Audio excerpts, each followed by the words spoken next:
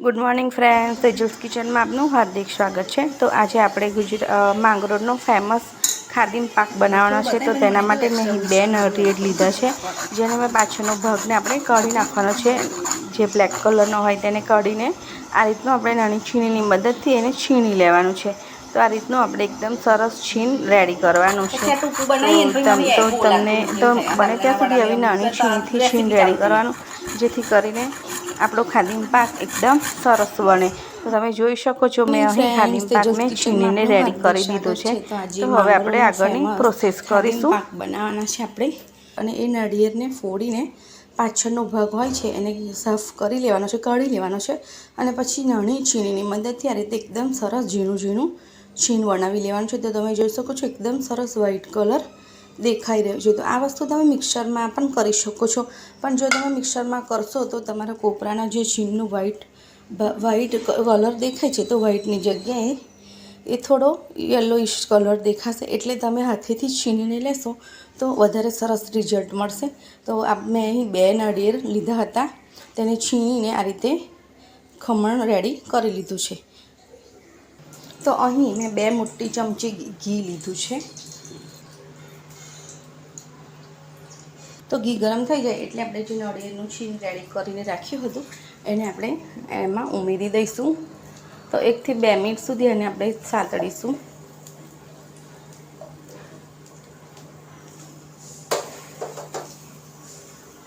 તો 1 થી 2 મિનિટ સુધી આપણે આ રીતે એને સાતળવાનું છે। તમે જોઈ શકો છો ખમણ એકદમ સરસ રેડી થઈ ગયું છે।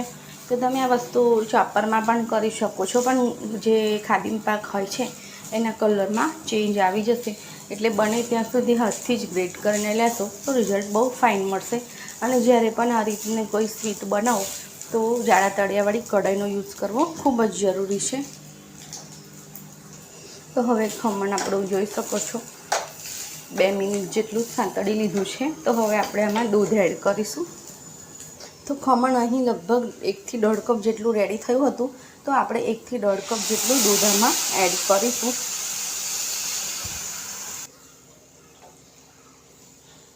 અને હવે સારી રીતે એને મિક્સ કરીશું। તો હવે કોઈ ઉતાવળ કરવાની જરૂર નથી। હવે આપણે આને એકદમ મીડિયમ ફ્લેમ પર જ એકદમ સરસ રીતે પાકવા દેવાનું છે, અને હલાવ્યા કરવાની પણ કોઈ જરૂર નથી। ધીરા ગેસ પર તમે આને થવા દઈ શકો છો। તો આ વસ્તુ તમે કામ કરતાં પણ કરી શકો છો। તો હવે થોડી વારે ચેક કરતા રહેવાનું છે। થોડો નાળિયેરનો કલર ટ્રાન્સપરન્ટ જેવો થઈ જશે। તો અને આ પ્રોસિજર કરતી વખતે આપણે ઉતાવળ કરવાની બિલકુલ જરૂર નથી। તો મિત્રો, તમે જ્યારે પણ જૂનાગઢ સાઈડ માંગરોળ કે સોમનાથ ફરવા જાઓ તો વચ્ચે માંગરોળનો હલવો મળે તો તમે જરૂરથી ટ્રાય કરજો। એટલો સરસ હોય છે કે તમે એનો ટેસ્ટ જીવનભર ભૂલી જ નહીં શકો।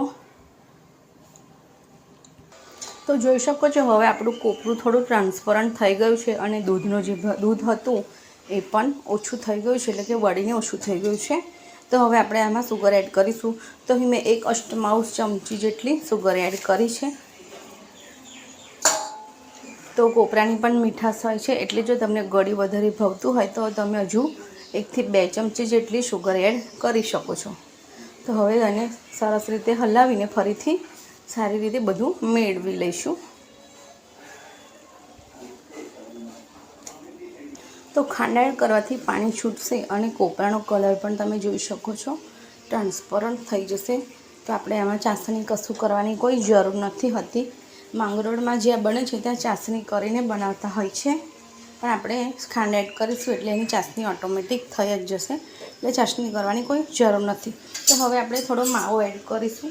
તો તમે માવાની જગ્યાએ મિલ્ક પાવડર પણ એડ કરી શકો છો, કે કન્ડેન્સ મિલ્કનો ઉપયોગ પણ કરી શકો છો। તો અહીં 1 મોટી ચમચી જેટલો માવો એડ કરીશું। તો માવો આપણે વધારે એડ નથી કરવાનો। જો માવો વધારે એડ કરીશું તો લીલા કોપરાનો જે ટેસ્ટ છે એ દબાઈ જશે। એટલે માવો કે મિલ્ક પાવડરનો ઉપયોગ તમે 2 થી 3 ચમચી જેટલો કરી શકો છો। અહીં મેં 1 મોટી ચમચી લીધી છે, એટલે મેં આટલો જ ઉપયોગ કર્યો છે। તો તમારી પાસે કોપરું કેટલું છે એના પ્રમાણે પણ તમે માવાનો ઉપયોગ કરી શકો છો। તો અહીં મેં 1.5 કપ જેટલું છીણેલું કોપરું લીધું હતું, એટલે 2 થી 3 ચમચી જેટલો માવો ઇનફ છે। તો તો હવે આપણે સારી રીતે આને મિક્સ કરીશું. તો જોઈ શકો છો માવો એડ કરવાથી કોપરાનું ટેક્સચર સરસ બદલાઈ જશે, ચેન્જ થઈ જશે. તો હવે આને સારી રીતે આપણે મિક્સ કરીશું. તો ખાદીમ પાક ખાવા માટે આપણે ઘડે ઘડે ગિરનાર કે માંગરોળ તો ના જવાય, પણ ઘરે તો બનાવીને જરૂરથી ટ્રાય કરી શકીએ છીએ. તો તમે પણ મારી રેસીપીને એકવાર જરૂરથી ટ્રાય કરજો. તો તમે આમાં ચાહો તો એલચી પાવડર પણ એડ કરી શકો છો, પણ માંગરોળના હલવામાં એલચી પાવડરનો ઉપયોગ નથી હોતો એટલે હું એડ નથી કરતી. તો એકદમ સિમ્પલ અને ઘરના જ ઇન્ગ્રીડિયન્ટ્સથી બની જાય છે. તો તમે જોઈ શકો છો કોપરાનો કલર ઘણો એવો ટ્રાન્સપરન્ટ થઈ ગયો છે. જે એકદમ વ્હાઈટ હતો એ થોડો એકદમ ટ્રાન્સપરન્ટ જેવો દેખાવા લાગ્યો છે. તો હવે મેં સુગર બધું એડ કરીને સારી રીતે એને મિક્સ કરી લીધું છે. તો હવે આપણે બે ચમચી જેટલું ઘી એડ કરીશું. અને ખાંડ જ્યારે પણ એડ કરો ત્યારે થોડી થોડી એડ કરજો, જેથી કરીને આપણો માંગરોળનો જે પ્રખ્યાત ખાદીમ પાક છે એ અંદરથી એકદમ સોફ્ટ બને. તો તમે પણ આ રક્ષાબંધન પર આ રીતની સ્વીટ ઘરે જ રેડી કરજો મિત્રો. બહારથી ભેળસેળવાળી સ્વીટ ખાવા કરતાં ઘરે બનાવેલી એવી કોઈ સ્વીટનો ઉપયોગ કરજો, જેથી ભાઈ પણ ખુશ થઈ જાય ને તમે પણ ખુશ થાઓ. અને તમને એકદમ સસ્તી સ્વીટ પણ પડે અને એકદમ હેલ્ધી અને ઘરની બનેલી સ્વીટ મળી જાય. તો તમે પણ આ રેસીપી આ રક્ષાબંધન પર જરૂરથી ટ્રાય કરજો. તો હવે આને 2 થી 3 મિનિટ સુધી આપણે સારી રીતે પાકવા દઈશું. તો ખાદીમ પાક આપણો એકદમ પરફેક્ટ થઈ ગયો છે, એકદમ પરફેક્ટ કલર પણ આવી ગયો છે. તો હવે આપણે ગેસ બંધ કરી દઈશું. અને કોઈપણ વાસણ કે ટ્રેમાં તમે એને સેટ કરી શકો છો. તો મેં આજે આ રીતનો રાઉન્ડ ડબ્બો છે, જે એકદમ ટ્રે ટાઈપ જ છે પણ રાઉન્ડ છે, તો તેનો ઉપયોગ કર્યો છે. તો એમાં આપણે ઓઇલ કે તેલ લગાવવાની કોઈ જરૂર નથી. તો આપણે બધો જ ખાદીમ પાક આમાં એડ કરી દઈશું. તો મેં અહીં બધો જ ખાદીમ પાકને ડબ્બામાં કાઢી લીધો છે. તો તમે જોઈ શકો છો એકદમ ઇઝીલી ને સરસ રીતે પ્રેસ પણ થઈ ગયો છે. અને એકદમ સરસ રીતે આપણે એને સરખો કરી લેવાનો છે. તો હવે આપણે એને બદામની કતરનથી ગાર્નિશ કરીશું.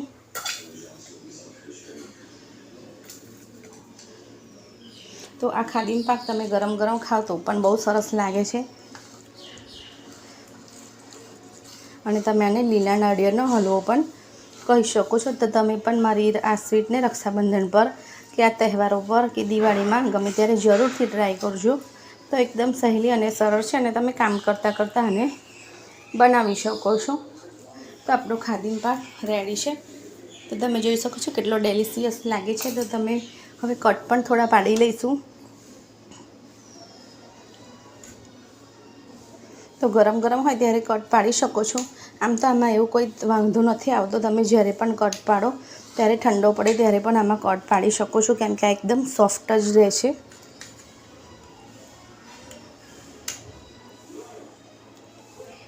તો આપણો ખાદીમ પાક રેડી છે. તો હવે આને 1 થી 2 કલાક માટે ઠંડો થવા દઈશું અને થોડો સેટ થવા દઈશું.